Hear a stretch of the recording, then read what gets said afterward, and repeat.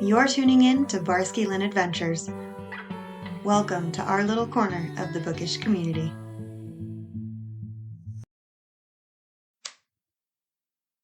Hello, beautiful people of the bookish persuasion. Thank you so much for joining us today as we talk about reading, writing, and publishing.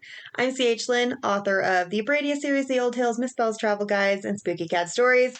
With me, as always, is my amazing co-host. Oh, I'm Trace Barski, and I have written The Alternate Chronicles, and Love is Murder, and Love Undercover.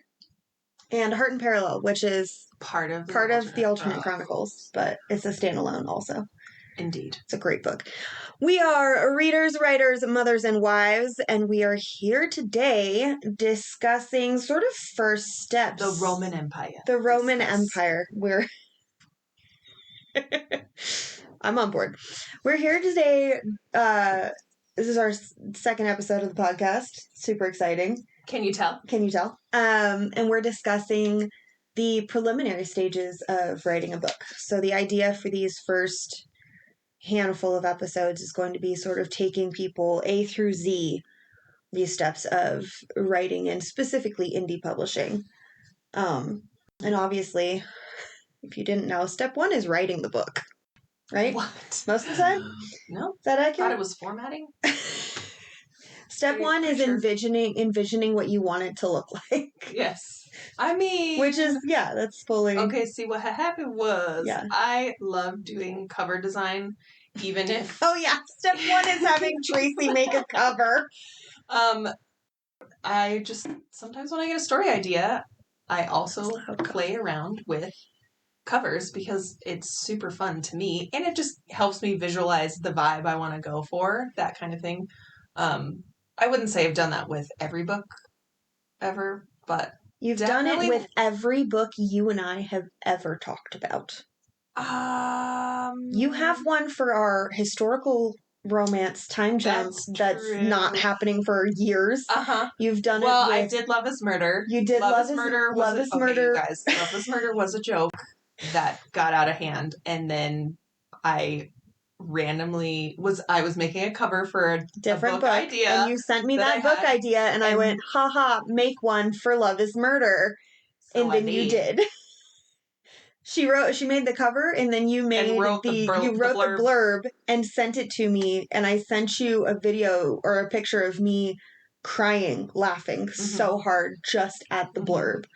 And then we used that blurb. Normally blurbs take forever. We're so off track. Blurbs are but Q I was on the alphabet. Say that sometimes if you have a story idea but you don't have it fully fleshed out yet, sometimes doing a cover or doing some Pinterest kind of board, visual character art, all if of you're that artistic stuff. at all, watching that genre, reading that genre. Yeah. If you're going to do a high fantasy and you don't quite have it, go watch Lord of the Rings. Definitely be step one. So that was my point. That's true. Even if we you make a good point. Off track. You make a good I'm sorry, point. everybody. No, you're good.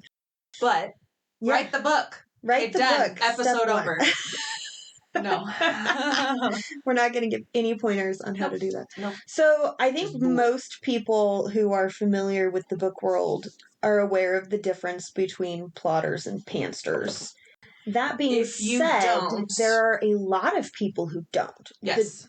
The normies don't. Plotters is pretty self-explanatory. Pantser comes from the phrase flying by the seat of your pants, a.k.a. you're winging it. Yeah, okay? Entirely winging it. Yep. So, and we've got both. And there's versions sitting here. Yes, but there is some... There's good and bad in both. Well, and there's a bit of a spectrum, too, because I would say I'm not a true pantser because I do have some idea of what some plot points in my story. Not always. Yeah, you don't always know exactly what's going to happen, but you, at the very least, can see down the road a stretch and be like, cool, here are some signposts. I know what's going to happen eventually. Yeah. So I would fall farther onto the pantser side, but because there's also so you've got liberals and conservatives. I'm a moderate. which is actually true. Which is accurate. But even if you were looking at it from that, like these two extremes, pantser, plotter, I'm definitely closer, way close to pantser, but not truly without my pants. I don't know that there's anyone who is fully.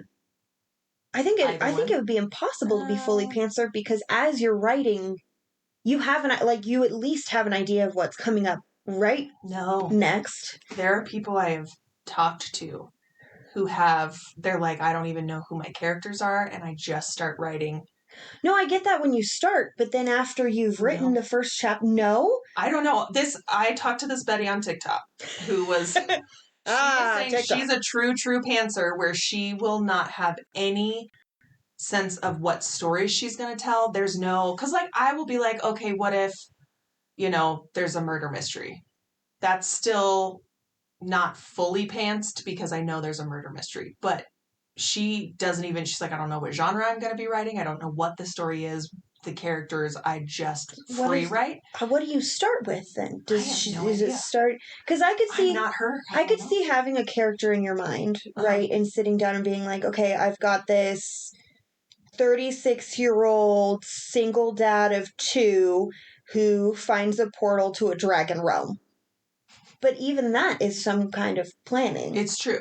So I mean, that's where you're going to get sticky with it if you want to get real technical. Yeah. But I would say keeping it loose. more than not, I'm a pantser. Yeah. And then, I mean, even with your most recent book, you had quite a fair amount of pantsing, and correct me if I'm wrong, but it seemed like your vision was you had 2 really solid characters, hilarious characters. You knew you wanted romance, and you had an idea for a couple of different scenes, and then it was as you were writing, it was like, okay, well, it makes sense for this to happen next, and if that happens, then this obviously has to happen, and if that happens, then the only way they end up together is if this happens. Yes. And so I mean, that's kind of how I tend to write. I usually have You're a snowball. You're a snowball writer. You start with a really rock solid either character or concept. It's like a nugget. Sure. And honestly, a pebble. Because my first draft is me telling myself the story. Yes. So, and that's also me discovering my characters. Because honestly, I didn't have... Sadie wasn't as... Sadie, and even Chase, like some of his background kind of came out while I was writing, and it just made sense. And that's exactly how I wrote the first Cassidy book. And it was even less fleshed out, to be honest. Yeah, well, it was a while ago.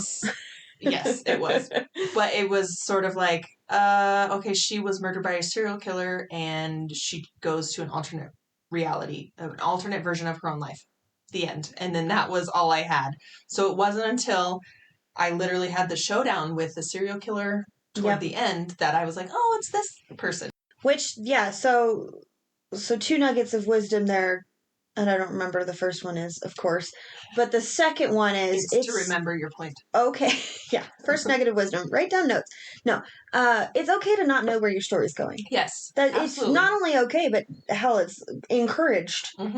Because that if you are someone who doesn't do a full plot or doesn't have any sort of plot planning prepared, any sort of notes, or that was a lot of P's in a row, any sort of notes or outline, you don't have to know. Yep. That's the whole point of rewrites, is you can, like, as you did with the first Cassidy book, is get to the end, be like, this is the bad guy.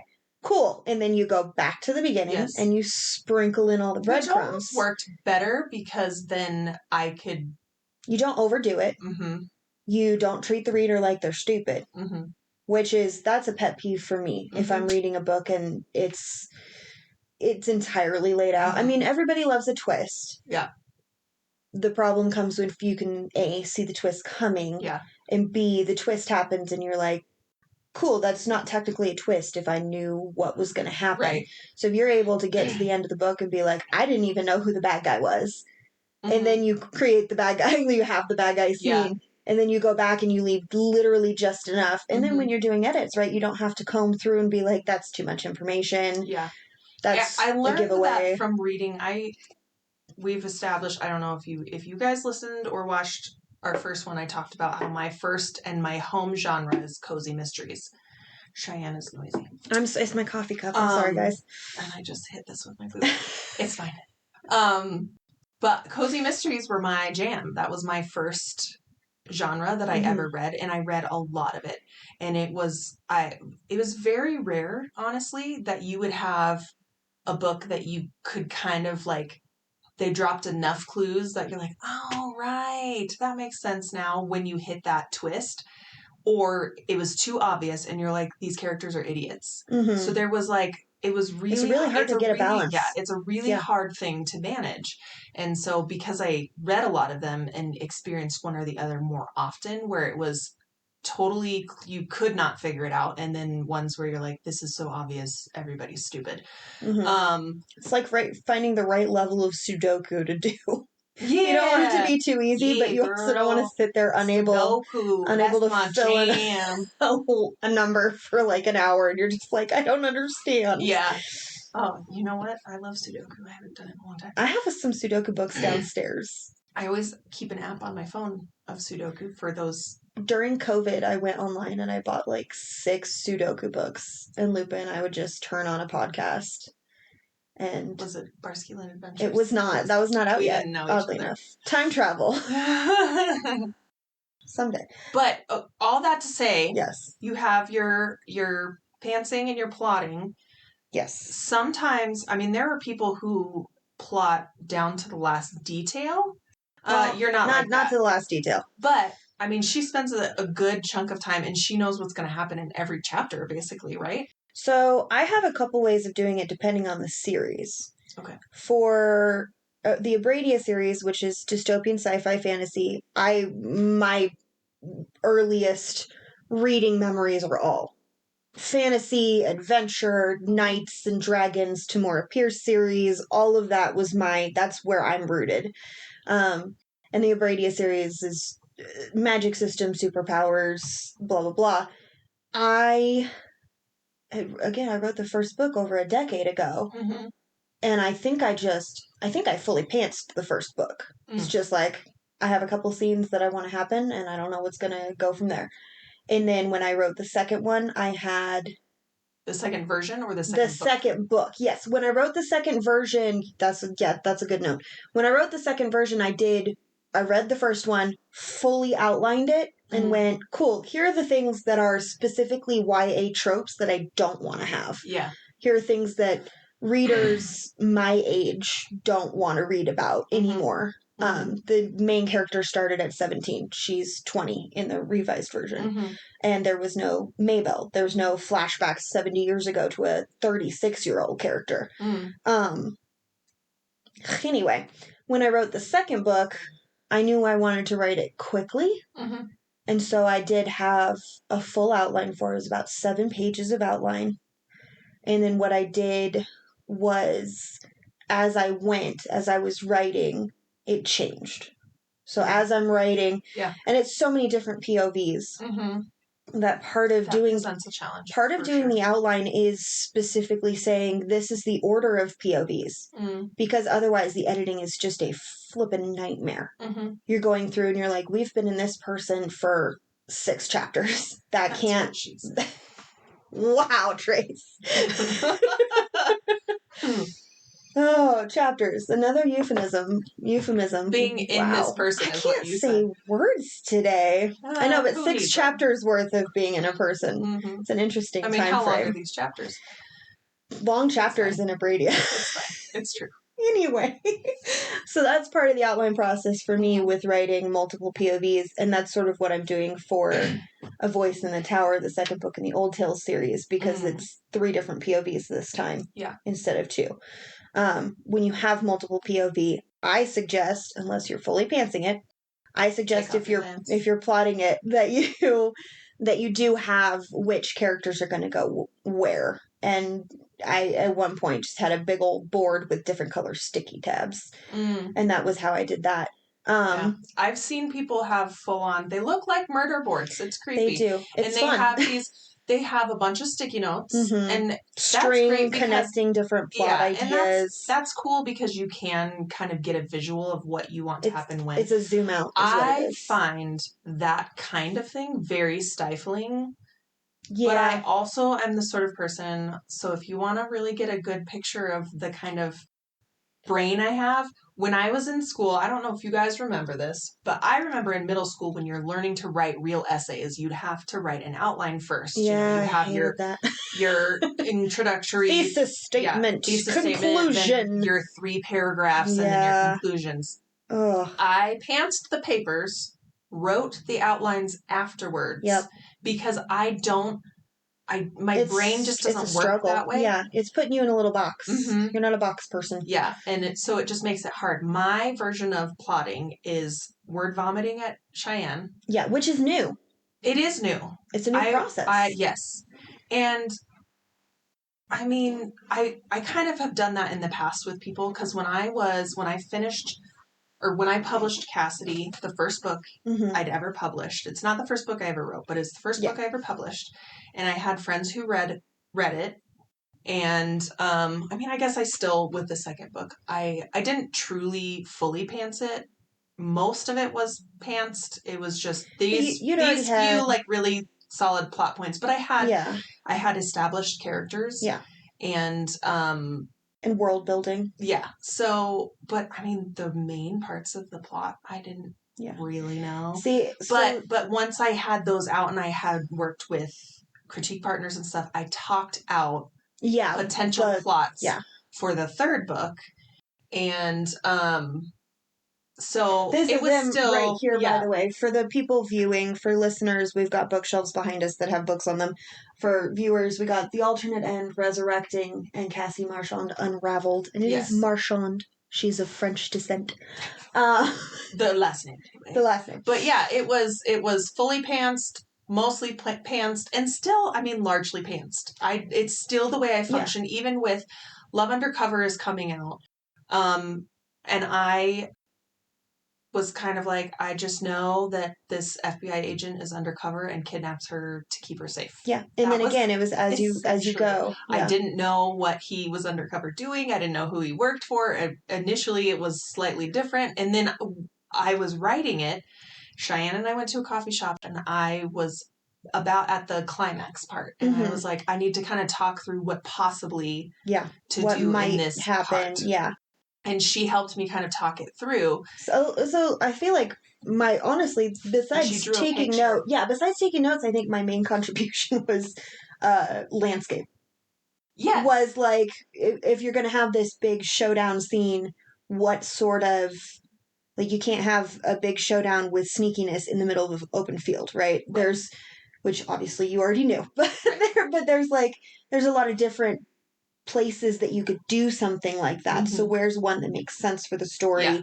And then what's the layout of the building? Even if you are a pantser, it is good to talk out plot things, and especially if you have a writer friend. I am incredibly blessed to have a writer friend who is close to me, location-wise. Love you so much. Emotionally, too. But she also is really good at kind of seeing my vision for the story and helping me talk through what could happen plot-wise. I do believe, I mean, part of that is because we know each other really well. Mm-hmm. We would probably be really good at that. I tried to play this game with my husband and my sister yesterday where you say words and then you narrow down. You each say a word and then you narrow it down to get to the same word. Mm-hmm. And it was great. It was really fun. We said a lot of words. But I feel like you and I would get to the same word really quickly. Probably. We spend a lot of time together. But we also vibe really well. Yes. Like, we have a similar... energy level. Mm-hmm. And then we have a similar passion for what we do, which is an incredibly heightened passion. Mm-hmm.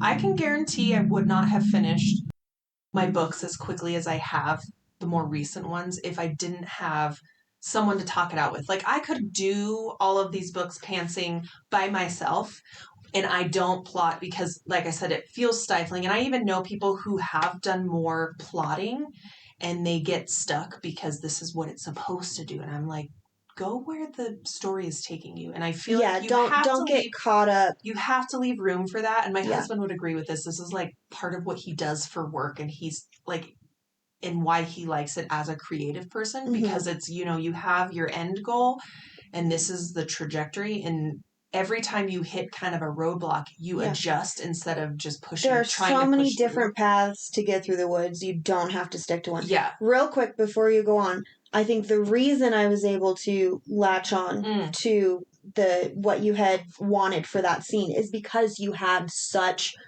beautifully created characters, such rich, three-dimensional. Like, I knew what you wanted because you were able to describe those characters so well. And that's going to be an entirely different episode of how to do character creation, and we'll do setting and blah, blah, blah. But I think for pansters especially, character is huge. Like, if you have the character, you can just follow the character on their story. I would say that's probably why, because I'm a much more character-driven author, and some people are not. And some people are character-driven, but also really, really intentional about every little thing they put in their story. So it does require a lot more of the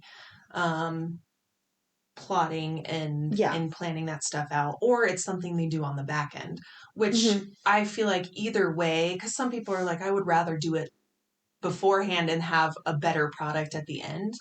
But my experience with my own writing skill is that even when I get to the end and it's a rough draft, it's my rough drafts, because I've been doing this for a long time, are higher quality to begin with, usually. That's not always the case, but usually. Well, and even a higher quality draft that still needs a few plot points, like, edited out, is different than a high quality draft that is lacking in, I don't want to say soul, but lacking in that thing that will pull a reader into it. Your roughest drafts, and I'm thinking here of both of the Unborn books that we're working on, our roughest drafts of those, which we are letting each other read, is like, I mean, I don't let you read the roughest. It's still okay. It's pretty. It's roughest plus one read over. That's as rough as you're gonna let people read. Her rough draft. She's a little bit slower of a writer because she's more of a plotter. Yes, I bang things out real quickly, but that's what she said. But I also tend to read back over it, refine it a little bit. So it's not, I feel like it kind of evens out. So to continue my compliment. Yes. Your roughest drafts have the intensity and passion, again, and like soul in them that I have to know what happens next. Your character, we're talking about a series that's not going to come out until like 2025, but your character, that is not sooner. Mine is going to be out this year. Okay, I can guarantee. I will aim for mine as well. You don't have to. Well, they need to come out together. Well, it could be. I could put out Unborn. That's true. The end of this year, and you could put yours out at the beginning. The point is, your character Vic in that book is such a deep and enriched character that it doesn't matter how rough the draft it is. It doesn't matter what plot points you have to fix, what landscaping needs to be adjusted, what different continuity errors need to be, tweaked. It doesn't matter because the first draft has that soul. Yeah. That for me is the important part. And I think a lot of writers probably write the skeleton and then go through with muscle tissue, skin, and then at the very end put in I would describe mine as more skeleton, but it's definitely like a husky skeleton. Well, but then go in and then put that soul, that heart. Yeah. I think you start with the heart and then you craft around it. I would say there's a big element of truth to that. Yeah. And that's why I think probably more often pantsers are character-driven writers than plot-driven, because the plot can kind of... Then again... It gets away from you a little bit. My characters, that's the thing too, is my characters tend to kind of take the story in interesting ways that I'm like, I was not anticipating this. Yeah, I have tight reins on my characters. Yeah. For the most part. It depends on the story. I don't. And sometimes I have to adjust what they do or say to make them fit with what I've built. I mean, dialogue and scenes and stuff like that, that's fully the character in the moment is going to say what they're going to say, and we will deal with the repercussions. But in terms of what they're actually doing, for the thicker the book, the tighter the reins that I have. And then something like Spooky Cat, absolutely go nuts. Do whatever y'all are going to do, and we'll deal with it as it happens. Yeah. And that is a story that So the first Spooky Cat book, I really want to talk about Miss Bell's Travel Guides because I do the 5-act structure for those. So we'll hit that in a second. But the Spooky Cat books are 10 chapters apiece, and I wrote them for Kindle Vella. And so I was writing them as I was editing and publishing, and I had the first maybe 3 chapters at a time. And so I wrote the first chapter just on a whim of, this is a funny idea. And then kept going. Like something I would do. And then as I, finished, as the characters went certain directions, I was like, cool, well, I can see down the road a bit, and I know this is what's going to happen in these next few chapters. And then I would write those, and as I write those, okay, I can see what's going to happen in the next few chapters, and then, okay, now I see the end game. Now I can see where it is. And I was probably halfway through a 10,000 word story when I was like, and that's how it's going to end. Beautiful. For Abradia, for the third book especially, I'm going to have probably 12 pages of notes. I have full scenes already written. I have things that I know have to happen, like must happen for plot, for readers, and for me.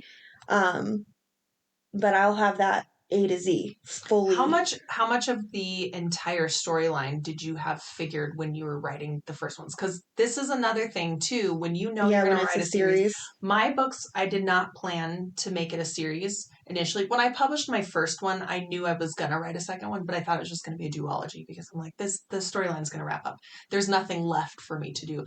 Got closer to the end of the second one. I was like, well, crap, because I knew I needed to do one more. Yeah. And so I even pantsed a full series that honestly is not necessarily a great series to pants because there are a lot of things I have to tie together. It's a lot of world building. Yes. Yeah. And which is surprising because it technically takes place in our world, so it's not like I'm creating a multi-dimensional story. But yes. But it was hard because I had to, I'm like, okay, this happened in the book. I have to explain why and how. Yeah, so having that, I think for Abradia, again, I don't remember a decade ago. So sometimes pantsing can screw you over. It makes it fun because it's a creative puzzle to have to figure out, but see, that's the bit. And you could easily put yourself into plot holes. Yeah, that's the thing is I do the puzzle beforehand. That's the difference. And there you have it, folks. The difference between is doing the puzzle before or after you have drawn the picture. Right. Yeah, so for Abradia, when I started doing rewrites in 2022, the year, just to clarify. 1922. Just to make sure people know what I'm talking about. When you were talking. I did a vague outline of the entire series. I know what the climax of the third book is, and the last grand, epic scene. I have it. It lives in my brain and plays as a movie all the time. We only have a couple minutes left, so I'm going to jump into Miss Bell real quick. Yeah. So Miss Bell's Travel Guides. And then we'll talk probably about the Love is Murder stuff. Over on the Patreon. The epilogue. God, yes. We're smart. That's our idea. I love you. So for Miss Bell's Travel Guides, the first one, fully pantsed it. This is a running theme. My early work was pantsed because I did not know what plotting was. Damon was also pantsed. 60,000 words worth of writing that I then threw away. Oh, jeez. Yeah. Because originally Damon Goes to Peru was a 3-character POV. Not a good look for this series. And it followed his sister and what she was doing in the Amazon during the time when the Amazon was on fire for a while in the news. And so I was like, that is what I want to talk about. And that didn't work, and it didn't make sense, and it was convoluted and frustrating. And so when I decided to scrap, I kept most of Miss Bell's scenes, but when I decided to scrap and rewrite, I was like, cool, I'm not doing that again. I'm not going to waste 30,000 words of my time and mental energy. And so instead, I started doing a 5-act structure. And what I do with these books is they're dual POV. So I do a 5-act structure for one character and a 5-act structure for the second character.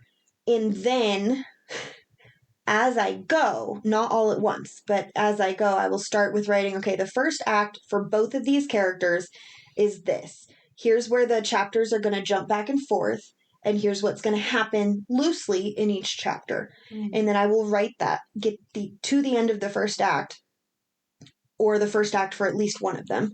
Go, cool, here's where this person's second act starts, or this is where this person's first act is going to continue a little bit longer. Like, it's not a hit for hit of where the act changes. Parallel. Yeah, the climax is in a different place for the different characters. And I was able to write the fourth book in a month doing it that way. And that was technically 2 POVs, but 2 POVs in 2 different timelines. So for getting really technical, 4 POVs. But I was, it's 70,000 words. It needs sprucing up for sure. I got to write the third one first. Yeah. But I mean, that's a great way to, because there are a lot of things to really simplify, but give yourself some kind of thing to follow without having to be real. Yeah, exactly. So I've got I know the growth. It's really the character growth. I know the character growth of each of these characters, how they get there and what happens along the way, I find along the way. But I do find that doing a specific layout for each act as I get to it, helps me maneuver, right? If I had all 5 figured out ahead of time, then that, like you said, locks you in, which I also do not enjoy. But having it where, okay, this is the end of the third act, we're really building up to the fight scene here, but it's going a different way than I planned. Great, let's pivot, and when we write out the fourth act, we will have those changes and adjustments. So it saves me time on both ends. On the front end, I'm not writing stuff that isn't going to get used. And on the back end, I'm not going in and scrapping or rewriting. So it's, again, I'm a little bit slower of a writer. Even when we do writing sprints, which will be another episode that we talk about, even when we do writing sprints, I've never beat you in word count in terms of like top highest word count for a 15-minute chunk. I don't think I'm ever going to, because I struggle really hard with leaving typos in, and B, odd because I'm an editor. Like, you're fine with it. I gotta go I'll get it later. I struggle with that, and then if I can't find the right word, and I'm in the right mindset, I'm able to just type elephant in all caps and move on and find it later. But a good half the time, I'm like, no, I need that word. If I don't have it, I can't finish the paragraph, which is really frustrating. And it's why I like writing with you, because what's the word for such and such? I'm like, oh, you mean this? Yeah. Yes. I can either be like, I need a synonym for sad, or I can be like, I know that we are on a time and I'm very competitive. So I'm just going to write something here, and after our sprint, I will ask you for a word. Sure. Folks, we have too much fun with these. We're running a bit over our time. I still have so much to say. We have a lot to say. So if you want to hear us continue to blather and talk about plotting versus pantsing, over on the epilogue, we're going to talk a lot about Love is Murder, because we wrote that together. How do a plotter and a pantser write a book together? Who knows? You'll find out. It's patreon.com/Barski-Lyn Adventures if you want to head over there and listen to us a little longer. Thank you so much for checking out our second episode. Word. We're really glad that you're here. I'm glad that Tracy's here. Thanks for coming. Of course. You gave me coffee. I did give you every time. We're going to have to, Anyway, thank you so much, everybody. Have a wonderful time. Enjoy whatever you're reading. Audiobooks are books, too, if you're listening to stuff.